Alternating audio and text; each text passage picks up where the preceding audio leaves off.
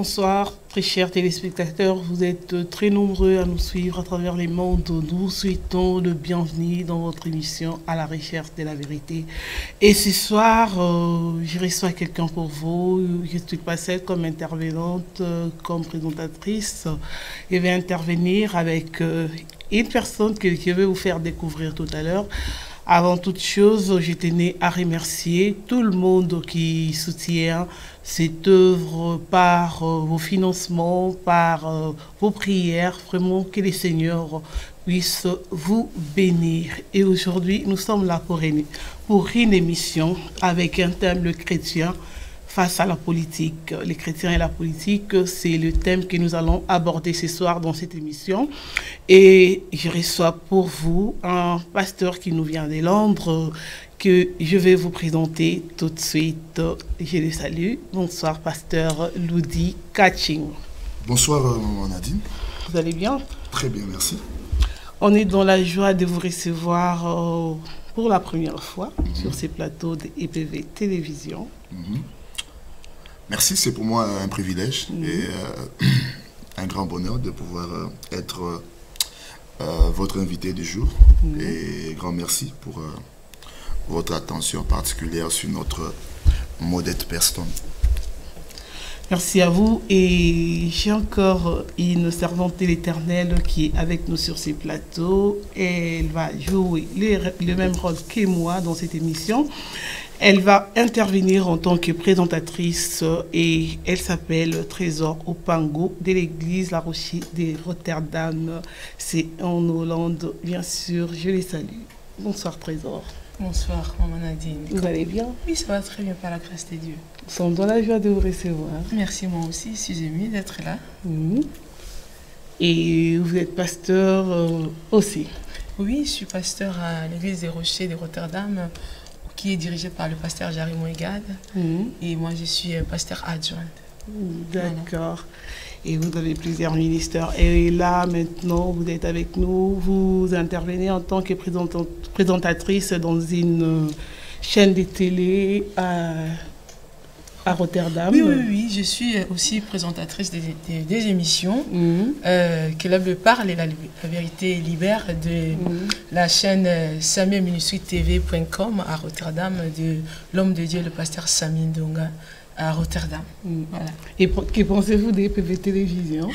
Voilà, je suis très émue. Déjà, je suis habituée un peu aux écrans et à toutes ces lumières que je vois sur le plateau. Vraiment, je vous encourage. Allez vers là-bas, si ce n'est que pour l'avancement de l'œuvre de Christ, vraiment. Je vous encourage, voilà. D'accord, merci à vous. Et pasteur Ludi, nous sommes là pour parler des chrétiens et la politique.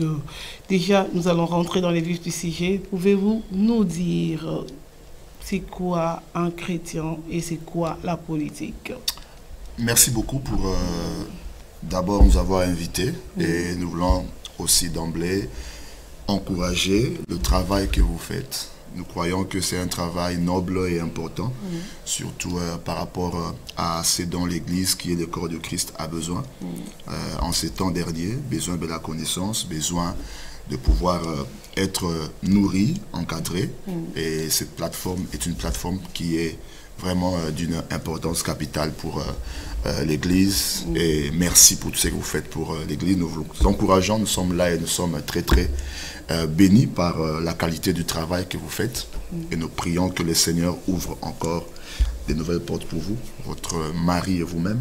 Amen. Allez de l'avant et que le Seigneur permette à ce que vous puissiez atteindre d'autres dimensions. Merci pour revenir à votre question. Donc, merci pour le thème aussi. Je crois que c'est un thème majeur. Nous essaierons peut-être de pouvoir apporter notre petite contribution par rapport à cela, le chrétien et la politique. Deux termes déjà très importants à définir. Qu'est-ce que nous entendons par le chrétien et la politique? Je crois que le chrétien, selon la compréhension que nous avons dans l'Église, un chrétien, c'est une personne qui a fait une rencontre avec le Seigneur, qui a accepté le Seigneur Jésus-Christ dans sa vie comme son sauveur personnel et son Seigneur. Et le terme est employé pour la première fois dans la Bible, dans le livre des Actes des Apôtres, dans la ville d'Antioche. C'est là où on a remarqué qu'il y avait un certain peuple qui qui marchaient, qui se comportaient de la même manière que Jésus-Christ a marché sous la terre. C'est ainsi qu'on les a appelés les chrétiens. Donc un chrétien, c'est une personne qui a une relation ou qui développe une relation personnelle, intime et particulière avec le Seigneur Jésus-Christ. Donc ce n'est pas simplement une personne qui fréquente une église, une personne qui a une Bible, une personne voilà, qui est au milieu de tout ce qui est religieux, mais c'est d'abord et premièrement une personne qui a fait une rencontre avec le Seigneur et qui a accepté le Seigneur Jésus-Christ comme son Seigneur et son Sauveur. Le terme politique est aussi important et en même temps pertinent, surtout du fait qu'il y a plusieurs choses qui l'entourent ou plusieurs compréhensions qui l'entourent qui ne sont pas forcément c'est que la politique. Donc la politique, selon le dictionnaire, c'est au fait une manière de pouvoir gérer les choses, les affaires publiques,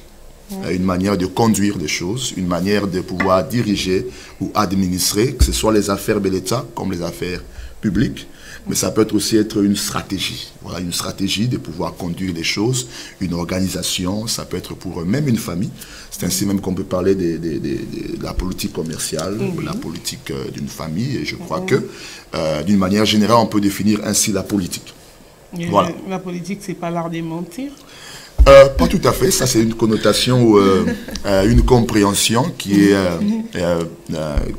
a traversé, au fait, ou qui est... que les gens ont essayé de pouvoir faire passer par rapport à ce que l'on voit dans le système de diriger de plusieurs pays, États ou gouvernants. Ainsi, nous avons tendance de croire que quand quelqu'un est politicien, facilement ou automatiquement, c'est un menteur. Il est dans l'art de mentir. Mais nous croyons que ce n'est pas vraiment ça, c'est que la politique, comme je l'ai dit dans la définition, c'est un art de conduire des choses, un art de gouverner, un art de pouvoir administrer des choses, de gérer les choses de manière à ce que la société ou l'organisation dans laquelle vous êtes, les choses se fassent dans l'ordre. Voilà. D'accord, merci beaucoup. Je vais vous passer la parole tout à l'heure. Je vous rappelle seulement que le pasteur Ludi Kachunga est de Londres, de l'église Pierre Vivante. Oui, ça, hein? Oui, nous sommes basés à Londres. Nous sommes à Hackney, si on peut le dire rapidement. Nous sommes à Hackney. C'est une ville qui est à l'est de Londres. Là, nous sommes basés et nous avons nos cultes chaque semaine, le vendredi et le dimanche. Voilà, l'église Pierre Vivante de Londres est basée à Londres. D'accord. Et je laisse la parole à la servante Trésor. Voilà, et moi je suis très, très contente de suivre un peu la façon dont vous développez un peu votre définition par rapport au chrétien et la politique, mais cependant, vous nous parlez du chrétien et la politique. Et en définition, vous avez donné un peu de différents domaines où on peut expliquer la politique. Mais ce soir, aujourd'hui, vous êtes venu parler de quel domaine? Dans la politique par rapport à la nation, par rapport à une famille, par rapport à une économie, par rapport à une administration, la politique par rapport, je ne sais pas, à une affaire, ou bien de quelle politique exactement nous allons parler ce soir? Je crois que la politique dont nous essaierons d'évoquer, c'est vrai, il y a plusieurs formes de politique, mais c'est la politique générale dans le sens de participer aux affaires publiques. Parce que nous pensons qu'il y a peut-être une mauvaise lecture de ces mots, ou une peur par rapport aux mots quand on parle politique. Les chrétiens et beaucoup plus souvent tendance à croire que non, ce n'est pas quelque chose pour lequel le chrétien peut être compatible. Au fait, les gens ont tendance à trouver qu'il y a une incompatibilité entre être un chrétien. La période est très, très, très pertinente de pouvoir parler de la politique aujourd'hui, par rapport aussi au pays, par rapport à votre pays d'origine, par rapport à tout le monde entier. Alors dire la politique aujourd'hui, sinon ça laisse pas. Je suis au fait de ceux qui croient qu'un chrétien peut exercer la politique. Et c'est une des choses pour lesquelles nous sommes en train de prôner, que nous croyons. Simplement, il y a des versets pour lesquels on peut s'appuyer. On croit que la Bible, Jésus dit que le chrétien que nous sommes le sel de la terre. Oui. Et nous sommes la lumière du monde. Et ces deux termes en soi déjà placent le chrétien dans un rôle majeur à jouer, pas dans le ciel, mais déjà sous la terre. Le chrétien n'est pas le sel du ciel, il est le sel de la terre. Ouais. Il est la lumière du monde. Et lorsque déjà nous lisons ces deux termes, ce sont des termes profonds. Le sel apporte le goût. Le sel conserve, permet de conserver. Donc la présence du chrétien aujourd'hui doit avoir une connotation très majeure, de telle manière qu'on ne peut pas vivre comme un bon chrétien sans laisser des marques et des traces sur la terre. Le pays y compris, la politique y compris. C'est ainsi que nous croyons que, en tant que sel de la terre et en tant que lumière du monde, c'est anormal que le chrétien soit exclu ou se sente obligé d'être exclu. Laissez-moi un peu couper le pasteur Ludi, des affaires publiques. Pour pouvoir un peu... le pasteur nous dit, pourquoi est-ce que vous amenez seulement le chrétien? Et d'autres gens peuvent faire la politique. Pourquoi seulement vous voulez juste interpeller le chrétien à la politique? Pourquoi ces thèmes d'abord? Mais nous croyons qu'il y a une fausse campagne de pouvoir faire convaincre aux chrétiens que la politique n'est pas son affaire. C'est ainsi que cette forme de campagne ou cette forme de conviction amène aujourd'hui au christianisme et aux chrétiens de pouvoir faire ce que nous appelons la politique de la chaise vide. Oui. Ouais. Parce qu'on a fait comprendre aux chrétiens que ce sont les choses du monde et que toute personne qui fait c'est un péché et que vous êtes en train de vous égarer. Mais évidemment, moi je suis tout à fait d'accord. Ah bon? La politique égare, non? La politique a plusieurs dangers, oui. D'égarement, comme toute autre chose qu'on peut faire dans la vie. Ce n'est pas seulement la politique, on peut dans le ministère et aussi s'égarer. Vous pouvez être dans votre fonction que vous faites le micro. Dans ce micro peut te propulser comme elle peut te régresser. Il y a des gens qui sont morts à cause du micro parce qu'ils ont eu un excès de langage ou un excès de ce qu'ils ne pouvaient pas dire. Donc, ce qui peut égarer peut être dans tous les domaines. Mais notre conviction ou notre petite compréhension ou contribution par rapport à ce thème, c'est de pouvoir croire que le chrétien que nous sommes, véritable, peut faire la politique. Il est vrai que je suis de ceux qui croient qu'il faudrait aussi avoir un appel là-dessus. Ouais. Donc, avoir un appel et pouvoir se préparer par conséquence. Parce qu'on ne le fait pas vaille que vaille, parce que voilà, on s'est réveillé, parce qu'il y a quelque chose. Mais je suis de ceux qui croient que, par rapport déjà au verset dont je donne, le Matthieu 5, verset 16, vous, c'est pas ce que vous serez. Jésus ne dit pas, ce n'est pas une prétention. Ce n'est pas une intention de Jésus. Jésus dit, c'est ce que nous sommes. Il dit, vous êtes le sel de la terre et vous êtes la lumière du monde. Bien-aimés, nous le croyons de tout cœur. Que si tu es chrétien, fais la politique sans culpabilité et sans pouvoir se sentir gêné de pouvoir le faire. Et nous croyons, il y a plusieurs exemples dans la Bible, si vous avez le temps, si d'autres questions qu'on pourra peut-être évoquer, voir des gens, des personnes qui ont été dans la foi, dans leur relation avec Dieu et qui ont été carrément à l'aise dans la politique. Voyez. Donc, lorsque je parle seulement pour essayer un peu d'expliciter le verset que je viens de pouvoir citer, de Matthieu 5, verset 16, le sel, comme j'ai dit, ça mène aussi un pouvoir d'infiltration. Vous voyez, le sel, lorsque vous la placez quelque part, un sel filtre, elle donne le goût, mais elle entre. C'est-à-dire qu'en tant que chrétien, nous avons cet appel aussi de pouvoir infiltrer, j'insiste sur le mot infiltrer, toutes les couches de la société. Ouais. Infiltrer, vous dites. Infiltrer. Donc, mais nous savons, Maman Nadine, est-ce que vous écoutez le mot infiltration déjà, pour nous déjà, ça sonne déjà un peu négatif. Comment on peut s'infiltrer quelque part? Donc, quand on parle d'infiltration, on veut ici dire, ce n'est pas dans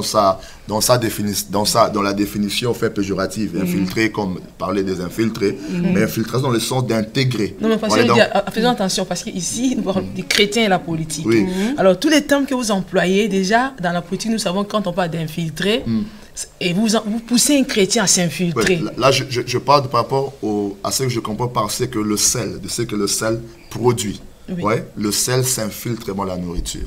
C'est-à-dire que le chrétien que nous sommes, nous devons infiltrer. Et là, je pèse mes mots, tous les domaines de la société, tous les domaines de la vie publique, la politique y compris, l'économie, l'armée, les sciences, Elle fait tous les arts. Et ici, pour recadrer, au fait, c'est la politique, comme ça pose problème.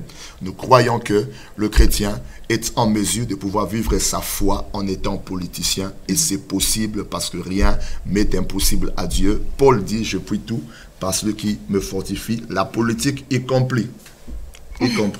Infiltrer, c'est vrai. Oui. Mais bon, on infiltre quelque part. Mais pourquoi faire? Pour pouvoir faire entendre la voix de son Dieu. Moi, je crois que l'Église doit avoir une voix prophétique. Voyez? Et la voix de l'Église doit se faire entendre. Voyez? Lorsque les politiciens, nos amis païens, nos amis qui ne partagent pas toujours nos convictions religieuses, voyez, s'emploient à nous faire dire. Et si bien que même les chrétiens commencent à croire que c'est un verset biblique, que l'Église doit être au milieu du village. C'est pas biblique. Hein. Si peut-être on peut essayer de pouvoir rectifier les choses aujourd'hui pour la première fois. L'Église au milieu du village n'est pas un verset biblique. Voilà. Ce n'est pas un verset biblique. L'Église ne doit pas être au milieu du village. L'Église, c'est une ville qui est bâtie sur la montagne.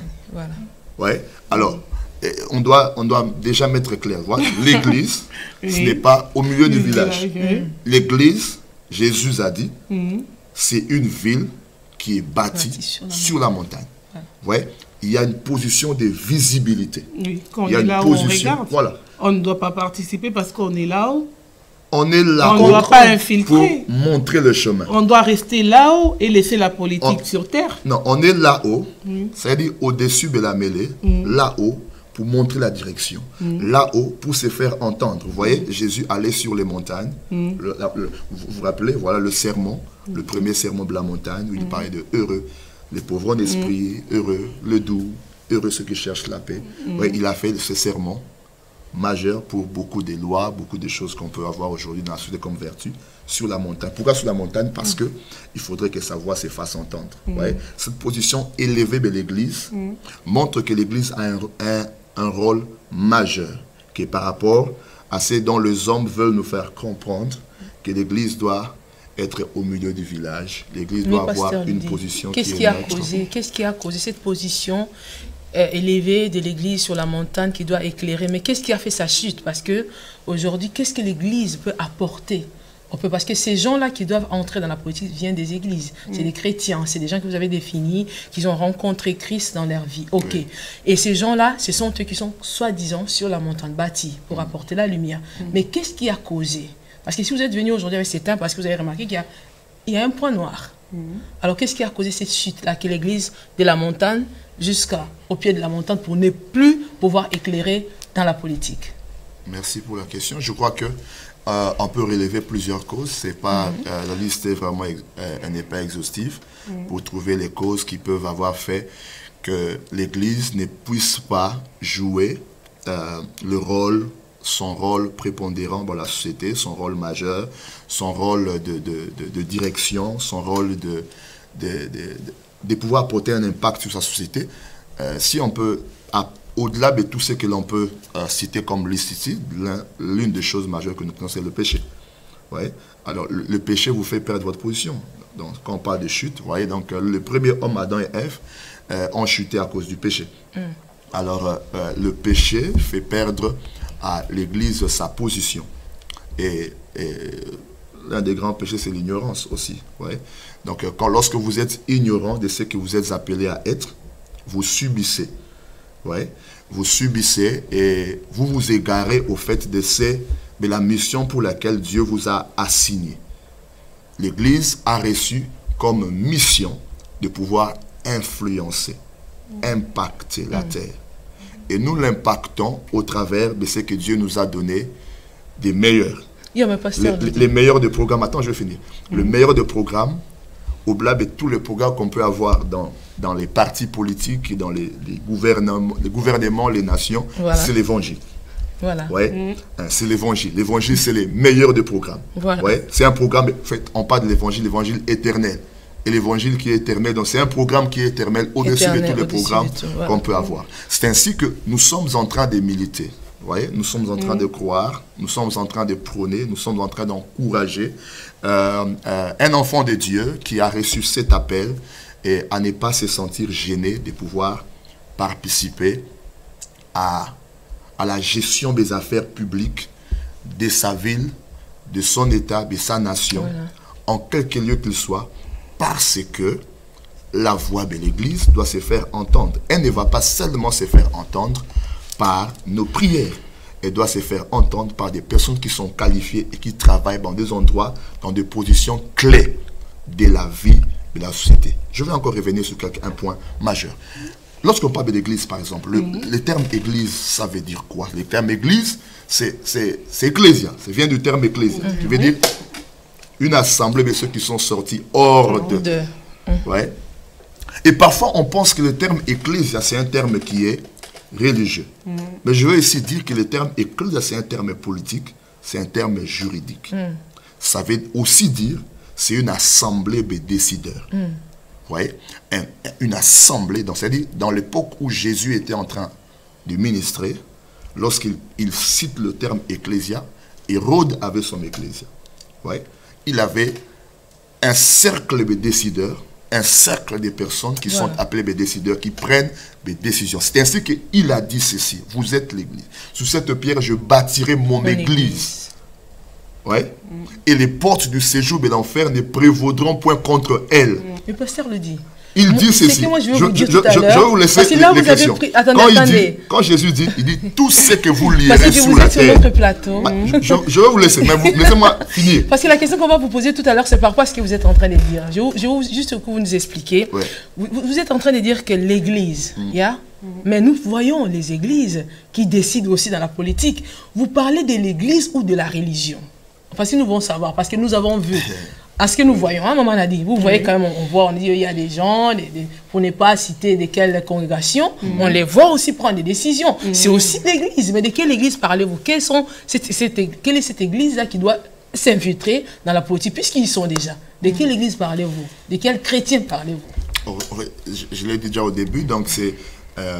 En fait, c'est une très bonne question aussi. On ne parle pas seulement au-delà des églises locaux, mais ici, je voudrais beaucoup plus parler de l'église corps du Christ.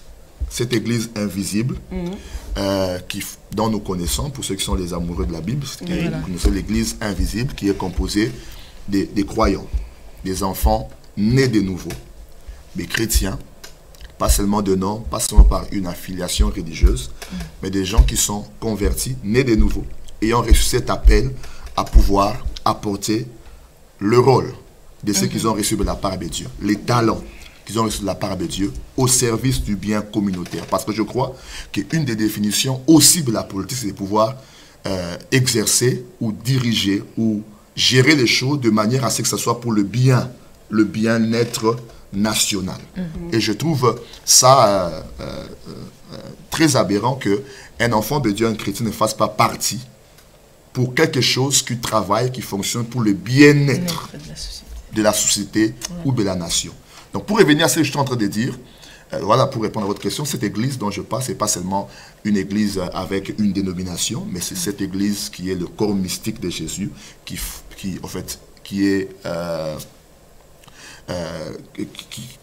comprend tous les enfants de Dieu, les croyants, en fait, ceux qui ont accepté Christ comme Seigneur et Sauveur, partout où ils sont, qu'ils soient sans distinction de sexe, de race, de couleur, et même d'affiliation religieuse, parce que je crois qu'il y a des enfants nés de nouveau, même dans des endroits dont peut-être on ne s'imagine pas. Voici, il ne faut pas parler peut-être des connotations religieuses, des dénominations chrétiennes.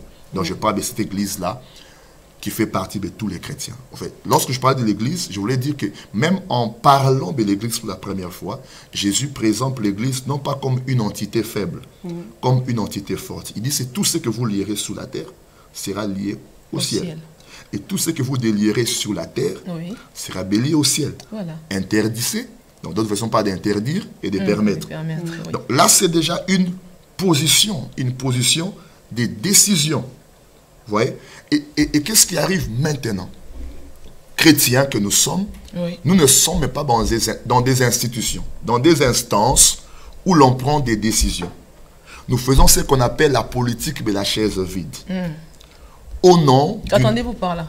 La politique de chaise vide. La chaise vide n'est pas être là où vous devez être. C'est-à-dire, vous voulez dire par là que... Il y a des endroits où... Qui essaient de faire la politique, mais ils ne sont pas à l'endroit où ils devaient le faire. Donc nous sommes absents. Non, non, ils sont absents. Nous sommes absents. Totalement absents. Oui, ils ne sont pas là. Nous ne sommes pas là. Et ce sont des chrétiens. Ils sont des chrétiens, peut-être par peur, peut-être par ignorance, peut-être par peur d'être critiqués, d'être mal compris, ou peut-être aussi parce que, voilà, il y a tout ce que le monde veut nous donner une place. Le monde veut nous donner une position. Oui. Nous devons, comment dire, nous devons accepter d'assumer la position que la Bible nous donne. La position que la Bible donne à l'Église n'est pas une position faible. Ce n'est pas une position où l'Église est subie, mais c'est une position où l'Église influence, impacte, dirige, oriente, et une référence et un modèle. Vous voyez? Un modèle pour le bien, un modèle pour l'ordre dans la société, un modèle pour pouvoir travailler à l'émergence de l'humanité, au bien-être au fait de la société et au bon ordre. Et je crois que tout programme qu'on peut avoir, peu importe son parti politique, doit au fait cadrer sur cette recherche-là du bien-être de l'homme. Oui. Et c'est tout à fait anormal que le chrétien ne puisse pas faire partie de ça. Lorsque nous ne sommes pas dans des endroits, dans des instances où les décisions se prennent, que vous le vouliez ou pas, vous allez subir les décisions des autres qui sont là. Ouais, on peut prier aujourd'hui. Pasteur le dit, il y a un fait, vous savez que nous sommes déjà là dans un état laïque où on ne mélange pas les choses. Vous êtes à l'église, vous êtes à l'église. L'État ne peut pas rentrer dans la religion et la religion ne rentre pas dans la chose publique. La séparation de pouvoir. Oui, la séparation des pouvoirs. Donc, étant dans une société laïque, vous ne trouvez pas que c'est mettre du désordre en demandant aux chrétiens d'intervenir dans la chose publique? Je ne pense pas que c'est mettre du désordre, mais je pense que c'est seulement assumer la position que la Bible nous donne. Et cette position, c'est une position de leadership. Ouais. Et c'est une position de leadership. Chrétien, vous êtes appelé à une position de leadership. Ouais. Et on ne peut pas se dire être dans une position de leadership lorsque vous êtes absent de ce leadership de l'État ou national. Vous devez, si vous en avez l'expertise, si vous en avez la formation, si vous en avez les qualifications, le potentiel, y participer en faisant entendre la voix de votre Dieu, de celui qui est votre maître, parce que les francs-maçons, les magiciens et tous ces genres de personnes ou incroyants n'ont pas le monopole de la direction de l'État, de la direction de la chose publique. Nous pensons et nous croyons que l'enfant de Dieu est aussi appelé, si pas est vraiment appelé à pouvoir assumer un rôle majeur, un rôle de leadership dans la gestion des affaires de son pays. C'est donc, je crois fermement, Pasteur le par dit. rapport à... En parlant, parce que nous sommes en train de parler de l'Église. Déjà, vous avez pris deux thèmes, l'Église et la politique. Le chrétien et la politique. Si nous parlons déjà dans l'Église déjà, le chrétien déjà à l'Église. Parce qu'avant de dire aux chrétiens de s'infiltrer dans la politique, de ne pas faire la politique de la chaise blanche, de la chaise vide, moi je pense qu'il faut d'abord revenir à l'Église. Est-ce que déjà, ces leaders des églises ont déjà réussi leur mandat, déjà au sein de l'Église, pour pouvoir influencer aussi les nations? Parce que déjà, les nations qui sont déjà à l'Église, ceux qui sont mis à part, est-ce qu'ils ont déjà réussi déjà à pouvoir faire entendre la voix de Dieu proprement dite avant de pouvoir ressortir, comme a dit Maman Nadine tout à l'heure, pouvoir mélanger des choses. Il faut d'abord réussir une avant d'aller mélanger avec l'autre. Que pensez-vous? Non, bon, nous pensons déjà que l'Église est en train de faire un travail. C'est à nous de pouvoir continuer à faire croire aux enfants de Dieu qu'ils ont un rôle majeur à jouer. L'Église n'est pas seulement prier. L'Église n'est pas seulement méditer la parole de Dieu. L'Église n'est pas seulement parler en langue, chanter. L'Église n'est pas seulement guérir, délivrer des démons, l'Église, c'est aussi diriger, avoir une position de leadership dans la société, faire entendre la voix de votre Dieu sur cette terre. Et il y a des endroits où c'est important qu'un enfant de Dieu y soit pour pouvoir y apporter. Tenons un exemple. Voilà, nous sommes là dans une session parlementaire où il doit y avoir des lois qui doivent être données au fait. D'accord, nous avons une question là bon, continuez à parler parce que je vois que la question a été retirée de l'écran. Donc, une loi doit être adoptée dans une session parlementaire. Est-ce que c'est possible, voilà, qu'il n'y a pas peut-être quelqu'un qui puisse être là pour soit, comme chez nous l'appelle, dire oui et dire non à une loi qui doit être votée. Ouais. Quand on vote une loi et que la loi, c'est une loi qui enfreint la loi béton Dieu. C'est vrai, on va prier. L'Église va convoquer la prière. Mais là, dans la session parlementaire qu'il y a, il faut qu'il y ait des députés qui nécessairement dire non à une loi ou oui à une loi. Ouais. L'Église va prier, mais c'est important pour nous d'avoir des enfants de Dieu et des chrétiens. Ouais, donc, voilà, comme disait Maman Nadine, il y a une question qui a été posée. Maman Nadine, c'est quoi la question déjà? Est-ce possible qu'un pasteur accepte d'être président de la République sans tuer? Sans tuer, surtout. Même une seule personne. Même une seule personne, surtout en ce moment. Peut-être pasteur et président de la République, avoir une armée et sans tuer, c'est possible. C'est une question très importante. On peut déjà par cette question soulever d'autres questions. Vous savez, aujourd'hui, il y a des gens qui sont dans les abolitionnistes, si vous savez, les gens qui sont pour qu'on puisse abolir la peine de mort. Il y a des gens qui sont pour que la peine de mort puisse rester ou demeurer. Ouais. Donc, et ces deux groupes, c'est basé sur la Bible. Il y a des uns qui croient qu'on ne peut pas attenter à la vie d'une personne, quel que soit le crime qu'il ait fait. Il y a des autres qui pensent aussi, qui croient que voilà, Dieu a donné quand même le droit de pouvoir retirer la vie de certaines personnes par rapport à certains crimes. Ouais. Alors, si on parle de mort dans ce sens-là, là, je laisse ça à l'appréciation des uns comme des autres. Alors, pour dire peut-être un pasteur qui accepte d'être président de l'Église, je suis moi... Et vous êtes pasteur là, vous donnez votre candidature, vous êtes élu président de la République. Allez-vous faire pas face aux ennemis, à tous ces des rebelles, les gens qui viennent combattre votre pouvoir voilà. et tout. Mais là, on parle, il y a ces droits que vous avez de pouvoir défendre votre territoire. Il y a ces droits que vous avez de pouvoir...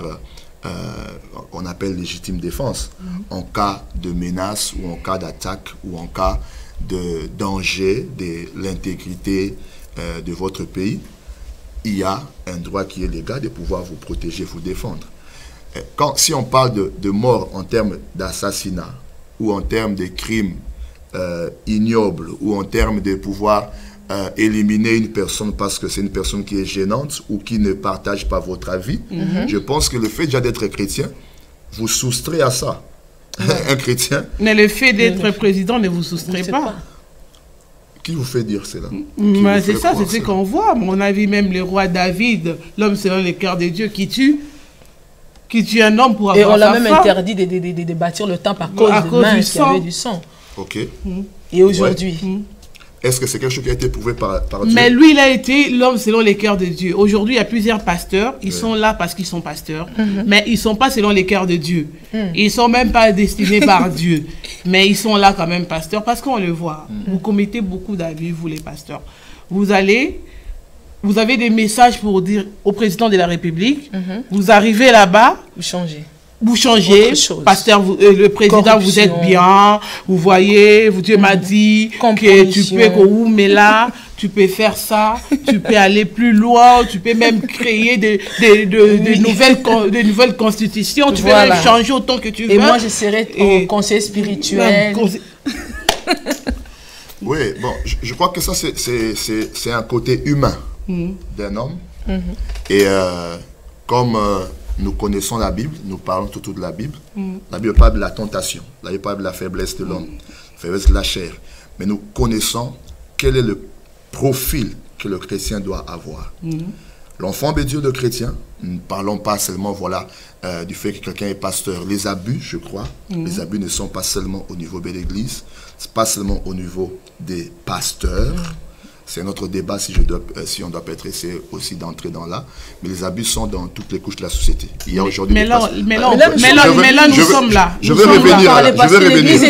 Je voulais juste ouvrir une parenthèse que je vais refermer rapidement. C'est pour dire seulement que les abus ne sont pas seulement au niveau des hommes de Dieu. Moi, j'ai des cas de personnes au niveau de la ville d'où je viens, des enseignants par exemple, des professeurs, des teachers, qui ont abusé de leurs étudiants. Vous voyez, de leurs leurs élèves. Mais c'est normal, ils ne sont pas chrétiens. Ils n'ont pas le Saint-Esprit, ils ne sont pas là pour proclamer l'évangile. Qui vous fait dire qu'ils ne sont pas chrétiens? Mais ils ne sont pas chrétiens. Quelqu'un qui abuse de ses étudiants, il n'est pas chrétien. Qui vous fait dire ça? Moi, je voulais simplement vous dire que quand on est dans une position qu'on appelle la position de confiance, vous voyez, nous savons déjà que le pouvoir abuse. Le pouvoir peut abuser quelqu'un. Plusieurs personnes, la Bible nous présente des hommes qui ont bien commencé, qui ont fini mal, parce que le pouvoir corrompt. Vous voyez, nous avons les exemples de Saül, des gens qui ont bien commencé, qui ont peut-être mal fini. Nous avons les exemples de Salomon, et plusieurs hommes comme ça dans la Bible. Et aussi, on peut les lire au travers de l'histoire, des politiques, des hommes qui ont été élevés en dignité, mais qui se sont corrompus. Vous voyez, parce que, nous avons l'exemple d'Ozias, par exemple, dans la Bible de Chroniques, chapitre 26. Vous voyez, il a bien commencé, il craignait Dieu, il avait des conseillers, si vous pouvez lire, de Chroniques 26. Je sais pas trop, il avait un homme de Dieu, du nom de Zacharie, qui l'encadrait dans les choses de Dieu. Est-ce qu'on peut lire? Je crois que je n'ai pas oublié. Je vais revenir à la question. De Chroniques, chapitre 26. On en a plusieurs encore proposés par rapport à l'Église, aux pasteurs aujourd'hui, parce que l'Église est tellement déchiquetée dessus, le peuple de Dieu. Et ce sont ces gens-là qui vont devenir des politiciens. S'ils n'ont pas déjà fini à l'église, ça me tonnerait qu'ils puissent réussir à la politique. Sinon, on va lire.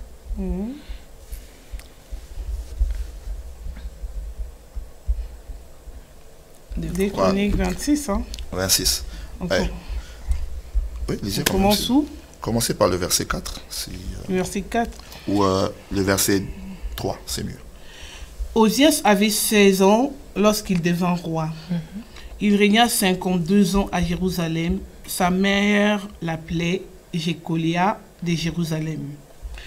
Il fit ce qui est droit aux yeux de l'Éternel, entièrement comme l'avait fait Amasia, son père. Il s'appliqua à la recherche de Dieu, à rechercher Dieu pendant la vie de Zacharie, qui avait l'intelligence de vision de Dieu. Avait l'intelligence de vision de Dieu. De Dieu, voilà. Oui. Et dans les temps où il rechercha l'Éternel, Dieu les fit prospérer. Et il s'est mis en guerre contre le Philistin.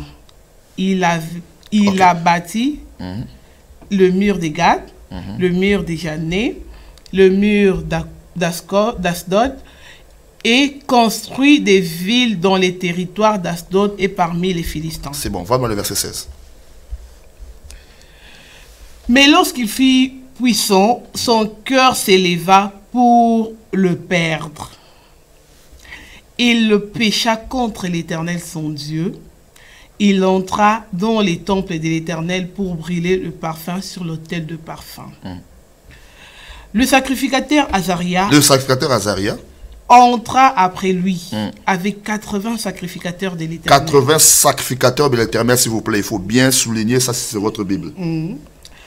Hommes courageux. Des hommes courageux. On insiste sur la qualité que ces gens avaient. Ils étaient des serviteurs de Dieu, des enfants de Dieu, et ils étaient, en plus d'être enfants de Dieu, parce qu'il faut être courageux aussi, il faut se le dire, pour faire la politique. Il faut être courageux pour assumer certaines fonctions dans la vie.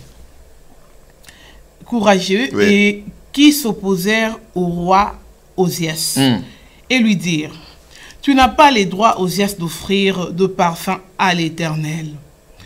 Ces droits appartiennent aux sacrificateurs fils d'Aaron qui ont été consacrés pour les offrir. Sors du sanctuaire car tu commets un péché et cela ne tournera pas à ton honneur devant l'Éternel Dieu. La colère de l'Éternel s'empara d'Ozias qui tenait un encensoir à la main. Et comme il s'irritait contre le sacrificateur, la lèpre éclata sur son front en présence des sacrificateurs dans la maison de l'Éternel, près de l'autel de parfum. Voilà, nous sommes là dans le rouage du pouvoir. Nous voyons un homme qui a bien commencé. Il était bien coaché par un serviteur de Dieu qui avait l'intelligence et vision de Dieu du nom de Zakkal. On a vu tout ce qu'il a eu à faire comme réformation, comme développement, comme tout plan qu'on peut avoir. Admiré, adulé. Verset 16 dit, comment sa chute, lorsqu'il devint puissant, sa renommée s'est répandue, l'orgueil vient. L'orgueil vient et il commença à faire des choses qu'il ne devait pas faire. Oui. Ça veut dire que son pouvoir, il a outrepassé les limites de son pouvoir. Il est rentré au pouvoir des sacrificateurs. Aux choses de Dieu. Mais on ne veut pas vraiment entrer dans les choses, mais ça veut dire que quelqu'un a outrepassé le pouvoir qui lui a été confié. C'est possible quand on devient grand, quand on devient riche. Parce qu'il y a un danger qui est aussi attaché à la réussite, au pouvoir, à la puissance, à assumer une fonction élevée, une fonction éminente. Mais cela ne devait pas être si on est un enfant de Dieu. Je veux aller avec ce que vous avez dit. Vous avez parlé du fait que c'est comme si être pasteur, les pasteurs n'assument pas bien leur fonction, dans le sens de pouvoir éveiller ou influencer leur communauté. Il y a beaucoup d'abus. Voyez? Ici, je voudrais amener ça sous le point de l'humanité. L'homme, en général, faillit dans sa mission lorsque il y a l'orgueil, lorsqu'il y a la réussite, lorsqu'il y a la gloire, lorsqu'il y a le pouvoir. Cela amène aussi un danger à pouvoir, quelque part, outrepasser les pouvoirs qui lui sont assignés. Mais nous voyons ici la position des serviteurs de Dieu. Vous voyez? Si je dois revenir, qu'ils n'ont pas fait les Jalelo. Ils n'ont pas fait le pouvoir de pouvoir, voilà, embellir. Ces prêtres, on dit qu'ils étaient courageux. Ils ont dit au roi Azaria, ce que tu fais là n'est pas bon. Il n'était pas permis de le faire. Ils n'ont pas dit non, bon voilà, ce que tu as employé comme Woumela et tout ça. Non. Ils sont restés, si je peux dire, légalistes. Ouais. Ils sont restés spirituels. Voilà. Et je suis tout à fait croire que ce ne sont pas des anges ici. Si nous sommes tous d'accord que la Bible est encore d'actualité aujourd'hui, ce sont des hommes avec la chair et le sang comme nous, qui ne se sont pas laissés soudoyer, qui ne se sont pas laissés intimider par l'influence du pouvoir du roi, qui étaient subalternes par rapport au roi, mais qui ont accepté de reprendre le roi et de la manière la plus courageuse qu'il le soit. Parce que, si vous pouvez vous rappeler, leur vie était en danger. Oui. Vous voyez? Leur vie était en danger, mais ils avaient compris qu'ils avaient quand même un pouvoir spirituel qui n'émanait pas des mandats d'un homme. Mais où sont ces hommes de Dieu là aujourd'hui? Ils sont là. Je veux pas aller... Moi, je suis persuadé et croyant qu'il y a des gens de ce type-là, de cette grâce-là. Des gens qui peuvent aujourd'hui aussi hausser les tons sans être vulgaire. Je pense que la politique, on ne peut pas le faire pour être vulgaire, injurier, alors pour qu'on sache que voilà, vous êtes déçus, voilà, il faut insulter les gens, il faudrait dire certaines choses dont il n'est pas permis. Parce que lorsque vous êtes appelé à pouvoir assumer une fonction éminente, vous devez avoir un profil, vous devez avoir une manière de pouvoir tolérer les points de vue des autres. Vous pouvez accepter de combattre les points de vue des autres de la manière la plus légale possible. Vous voyez, c'est possible d'avoir ce calibre de gens. Ouais, les gens de ce calibre-là. Je peux aussi vous donner une autre ou un autre personnage. Je ne veux pas aller dans l'histoire parce qu'il y en a aussi eu, mais je vais aller dans la Bible là, parce qu'on parle ici de la Bible, tout ça. Ouais. Alors, il y a aussi Nathan. Vous connaissez l'histoire de Nathan, le prophète Nathan. Ce n'est pas seulement un prophète, s'il vous plaît. C'est pourquoi, lorsque vous lisez la Bible est... c'est pas seulement fait des gens qui étaient en train de prier, adorer, tout ça. Ces gens-là, ce sont des fonctions politiques, s'il vous plaît. Nathan était l'un des conseillers de David. Ouais. Et David a péché. Dans ce que vous avez dit, il a fait tuer quelqu'un et tout ça. C'est bon, la Bible, parce que la Bible aime être vraie. La Bible ne cajole pas des gens, ne cache pas et les faiblesses et les forces des gens. Ouais, un homme sans le cœur de Dieu, mais là, il y a aussi ses faiblesses. Parce qu'en tant qu'humain, chacun de nous, d'une manière ou d'une autre, a ses faiblesses. Ouais, à ses forces aussi. Donc, c'est ça le cas au fait de David. Mais il y a eu un homme que j'admire beaucoup dans la Bible, toutes les fois où je médite sur lui, du nom de Nathan, qui a pu interpeller son supérieur, vous voyez, sur quelque chose qui a été fait, qu'il a eu à faire, qui était contraire à la loi de son Dieu. Vous voyez, il a interpellé David de la manière la plus exceptionnelle qu'il soit. Et nous connaissons ce passage, et vous voyez, David a été aussi repris. Donc nous croyons pour notre part que on peut avoir aussi ce type de personnes, des gens qui sont chrétiens, mais qui peuvent aussi dire non à la corruption. Mais sans avoir le sang dans les mains. Oui, qui peuvent aussi être dans la politique sans avoir le sang dans les mains. Le pasteur le dit, dans tout le monde entier. Puisque vous venez tout à l'heure de parler de la Bible qui est encore d'actualité. Et nous croyons, parce que nous sommes aussi quelque part des chrétiens sur ces plateaux, nous croyons que la Bible, elle est la parole de Dieu, elle est oui, amen, et que Jésus revient bientôt pour ceux-là qui ne savent pas. Mais cependant, si vraiment la Bible est d'actualité, est-ce que, peut-être à mon ignorance, vous pouvez nous dire, dans le monde entier, il y a un pasteur qui est président en ce moment? Puisque nous parlons des chrétiens et la politique, est-ce qu'il y a un pasteur dans le monde entier aujourd'hui? Parce que si la Bible est d'actualité, vous n'allez pas me dire qu'il n'y a aucun pasteur dans ce monde entier qui soit un président et vous trouvez ça normal. Ça veut dire qu'il y a quelque part, il y a un échec. Bon, appeler ça un échec, quand on parle que quelqu'un puisse être président, ça ne veut pas forcément dire, si on parle du chrétien, le chrétien, ce n'est pas seulement le pasteur. Le chrétien, c'est tout enfant de Dieu, qu'il soit pasteur ou pas, ouais, qu'il soit dans le ministère ou pas. Mais est-ce que vous en connaissez tout enfant de Dieu. Qui soit vraiment président ou bien premier ministre qui amène l'église au moment de évidemment, les pasteurs n'en connaissent pas. À ce stade, il ne connaît personne. Oui, parce qui amène l'église, qui défend l'église, qui défend les causes. Il n'y en a pas. Non, à ce stade, quand vous parlez de la... pour, oui, je sais pas. C'est même la raison pour laquelle nous sommes en train de parler de ces choses. C'est pour que l'Église retrouve, reprenne sa place de leadership dans ce monde. Donc il a perdu quelque part. Oui, on doit se le reconnaître et se le dire quelque part. Oui. Donc les gens pour lesquels on est en train de dire ici, quand je dis que non, voilà, je ne veux pas le dire simplement ici que pour un président de la République, il faut un pasteur. Ouais. Donc, je veux simplement dire qu'un enfant de Dieu, un vrai enfant de Dieu, un véritable chrétien peut assumer les fonctions les plus éminentes de son pays. Que ce soit président de la République, le premier ministre, député, consort, il peut, s'il en a reçu cet appel, s'il en a le potentiel, s'il en a le profil, le caractère qu'il faut. Vous savez que dans certains pays, il y a un profil pour être... pour assumer tel le rôle du président, du ministre. On ne parle pas seulement chrétien qui soit rempli de santé. Non, il y a un profil. Il y a toute une pléiade de choses qu'il faut avoir, qu'il faut remplir. Hein, pour être, il y a parfois de l'âge, par exemple, dans certains pays, il faut avoir un tel âge. Et lorsque vous avez tel âge, vous ne pouvez pas assumer. Il faut avoir peut-être un niveau intellectuel. Il faut avoir la nationalité du pays, ou être de père et de mère. Donc, il y a une pléiade de choses. Ouais.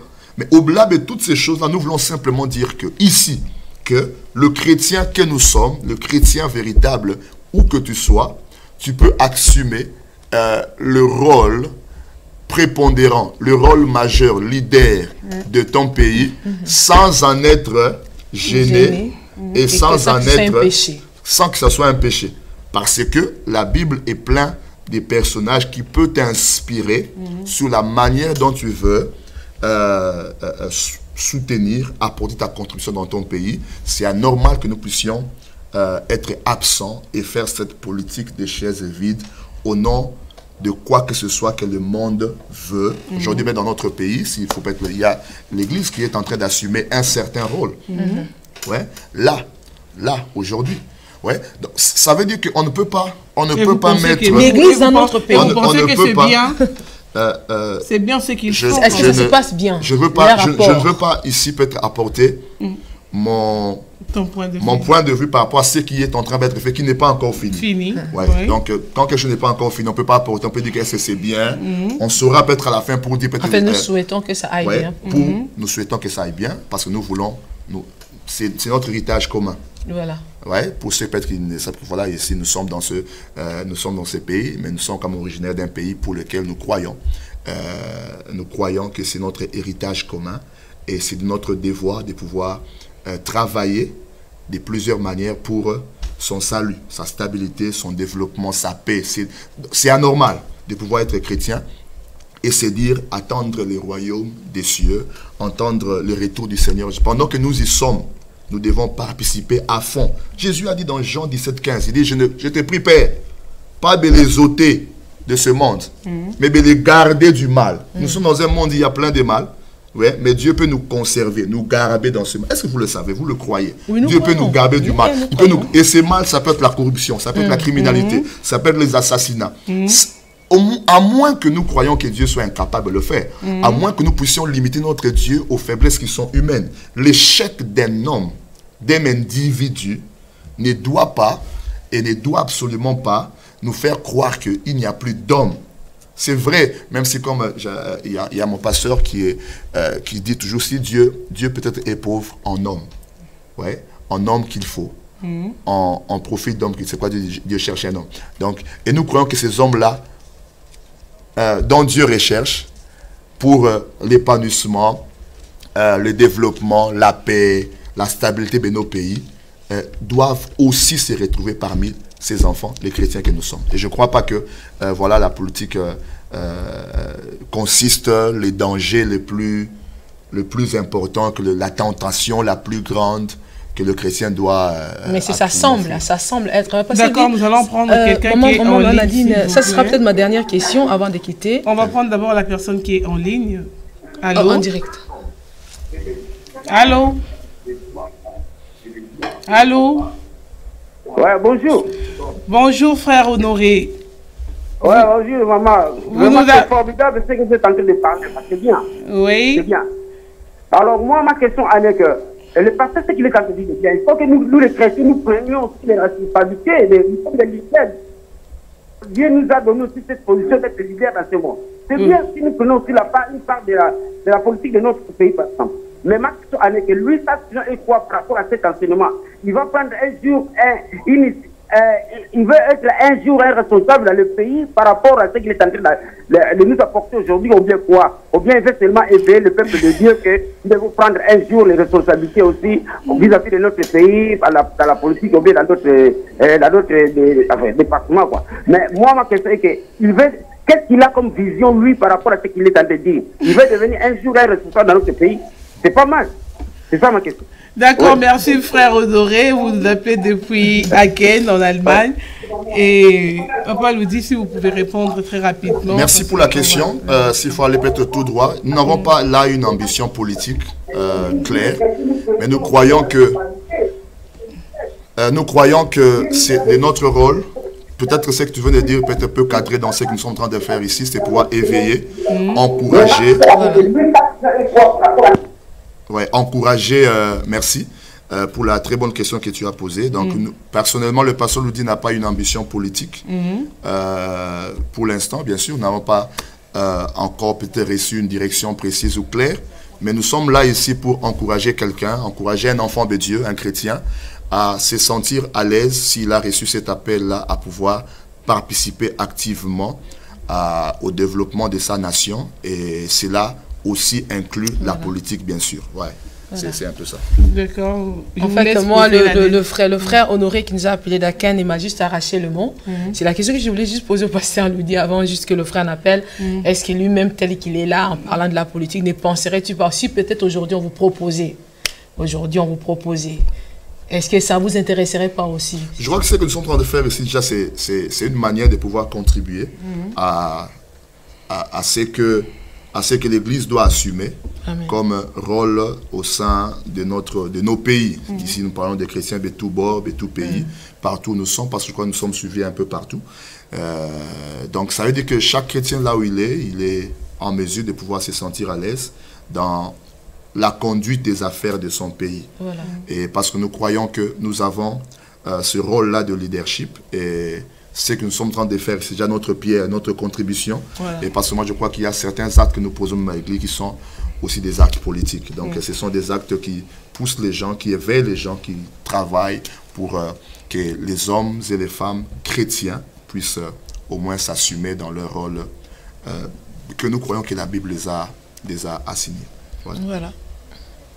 Voilà, merci. C'était ça en tout cas, ma dernière question. Et en parlant de votre dernière question, nous sommes vraiment aussi arrivés à la fin de cette émission parce qu'il ne nous reste plus que 4 minutes pour en finir. Et par rapport au message que vous avez apporté aujourd'hui aux gens qui nous suivent à travers les mondes, dites-nous en conclusion, qu'est-ce que vous allez dire aux gens qui vous ont suivis aujourd'hui par rapport à ces sujets, le chrétien et la politique? Au fait, nous avons seulement voulu, par quelques mots simples, pouvoir encourager quelqu'un qui est chrétien à pouvoir réaliser, comprendre que c'est aussi de son rôle, c'est aussi de son droit de pouvoir participer à la politique de son pays et de pouvoir assumer le rôle que nous croyons que la Bible nous a assigné comme Église, à encourager l'Église, les pasteurs, ceux qui sont les leaders, déjà dans le monde ecclésiastique, à encourager les bien-aimés, les frères. Partout où nous sommes, on a besoin de chrétiens qui sont conseillers municipaux. Mais parfois, on peut vouloir avoir une salle ici. Vous êtes dans quel quartier ici? Dans Sévran. À Sévran, vous voyez. Donc, mais il y a un conseil qui doit se réunir pour pouvoir décider de votre application, de votre demande. Vous voyez. Là-bas, on peut avoir peut-être d'autres, entre guillemets, d'autres croyants. Ouais. Et quand ils vous examinent votre dossier, que vous êtes presque de telle obédience, carrément on peut mettre votre dossier de côté. Si nous avons les nôtres dans le couloir, dans les cercles, dans les sillages du pouvoir, des décisions, on peut aussi, en fait, mieux vivre la volonté de Dieu sur la terre, parce que nous avons les nôtres dans les rouages du pouvoir. Voyez-vous, je vais m'arrêter avec l'exemple d'Esther. Aman avait un complot, un programme contre le peuple juif. Il y avait le jeûne et la prière. Les gens ont prié et ont jeûné. Mais, vous voyez, s'il n'y avait pas un Esther ou une Esther, là où les décisions se prennent, vous voyez, donc, vous comprenez un peu ce que je veux dire. Donc, les plans d'Aman, le plan de pouvoir massacrer, les plans de pouvoir faire disparaître toute une communauté, allaient prendre place. Alors, l'Église a besoin d'avoir ses Esther aujourd'hui. L'Église a besoin d'avoir ses David. L'Église a besoin d'avoir ses Josué. L'Église a besoin d'avoir ses Zacharie qui ont l'intelligence et vision de Dieu dans le rouage du pouvoir.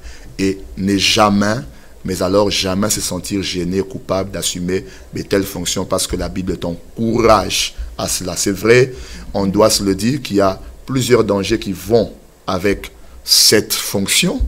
Comme tout danger, lorsque vous conduisez votre voiture, il y a plusieurs dangers. Vous avez des dangers de connaître des accidents. Mais quand même, vous sortez de votre maison, conduisant, et croyant que vous allez arriver à destination. Donc, nous croyons qu'il faut peut-être un appel pour ça, une expertise, une formation, développer les choses qu'il faut pour pouvoir travailler dans ce domaine-là. Mais ici, nous voulons seulement enlever le fait de pouvoir faire comprendre aux gens, faire croire, comme je le crois toujours, que l'Église n'est pas je sais pas moi, au milieu du village. Non. L'Église doit avoir une position prépondérante, une position de visibilité, une position de clarté, une position d'influence, une position d'impact dans ce monde dans lequel nous sommes. Voilà. D'accord, merci à vous, Pasteur Louzi de Pierre Vivante à Londres. Et c'était un plaisir de vous avoir sur ces plateaux de EPV Télévision dans cette émission. Remercie aussi. Et juste un petit coucou aux gens qui vous ont suivi. Et si vous voulez citer le nom de quelqu'un que vous voulez saluer. Oui, donc je remercie les Seigneurs pour tous ceux qui nous ont suivis de très loin, de partout où vous êtes. Que les dieux de notre appel puisse se souvenir de vous. En tout cas, meilleurs vœux des fins d'année à tous mes amis, mes frères et mes sœurs, ceux qui me connaissent, et mes enfants spirituels de la Pierre Vivante Londres. Que notre Dieu vous bénisse, que cette année s'achève avec beauté. nous aurons notre réveillon pour les fins d'année. Je crois que nous aurons à passer le communiqué sur notre page Facebook pour ceux qui veulent traverser l'année nouvelle avec nous, ensemble. En tout cas, nous sommes là disponibles. Nos contacts peuvent être là. Appelez-nous ou appelez Maman Nadine qui va nous amener vos impressions ou vos suggestions. On ne manquera pas de réagir à cela. En tout cas, que notre Dieu vous bénisse et vous soit favorable. Et vous étiez avec maman sur ces plateaux? J'étais avec, bien sûr, merci de me rappeler, je ne suis pas venu seul, je suis venu avec maman, la femme, mon épouse, maman Maggie Safi, qui est là, Kachunga, et ainsi qu'un homme de Dieu, qui est un ami, le révérend pasteur Novi Maviding, qui est là, et avec nous aussi sur ces plateaux. En tout cas, que mon Dieu vous bénisse. Les pasteurs Novi et de Bicam Church à Aubervilliers. Oui. Donc c'est ça. Oui, il est de Bicam Church. Il est avec nous sur ces plateaux. Vraiment, notre joie est parfaite. Et ça continue avec cette joie. Et nous avons la servante des dieux, Trésor Opango aussi, qui a intervenu avec nous dans cette émission. Et merci pour vos questions. Merci. On a vraiment apprécié. Et que le Seigneur vous bénisse. Et vous avez aussi un mot à dire? Si c'est un mot que je vais dire, c'est juste au peuple de Dieu que vraiment soyez-en sûrs que Jésus revient bientôt. Nous devons vraiment nous apprêter au-delà de la politique, au-delà de tout ce que vous pouvez réclamer sur la terre, au-delà de tout ce que vous pouvez avoir possédé. Ça, c'est que Jésus revient bientôt. Et par rapport à quelques salutations, je salue d'abord mon pasteur, le pasteur Jarry et toute l'église des Rochers, les mamans. Et je salue aussi l'équipe de Samuel Ndonga Ministries, des pasteurs Samy et les diacres GG. Et puisque je suis en France, à Paris, je voulais aussi me souvenir quand même de tous les enfants de Lemba, la famille LP, la famille Poka, la famille Tikeva, la famille Monsengo et la famille Yamalembe, que Dieu bénisse, et toute la famille Opango, parce que j'ai fait partie des pasteurs de la famille Opango. Que Dieu bénisse. Merci beaucoup. Oh, merci à vous. C'était une joie de partager avec nous ces plateaux de EPV Télévision. Et nous voici arrivés au terme de cette émission d'aujourd'hui, à la recherche de la vérité. Le chrétien face à la politique. Et vous avez bien suivi cette intervention et ça vous a édifié. On vous donne rendez-vous prochainement pour une autre émission et nous croyons que la Hollande et la Grande-Bretagne ne vont pas nous quitter parce que c'est pas la dernière fois qu'ils sont sur ces plateaux, c'est peut-être la première fois, mais ils vont encore revenir et merci à vous de nous avoir suivis dans vos maisons, partout où vous étiez. Nous vous souhaitons une bonne suite de programmes sur EPV TV. Continuez à nous suivre et merci à la réalisation avec les pasteurs Constant et ses élèves. Que Dieu vous bénisse. À très bientôt. Merci beaucoup. Au revoir. Au revoir. Bye bye.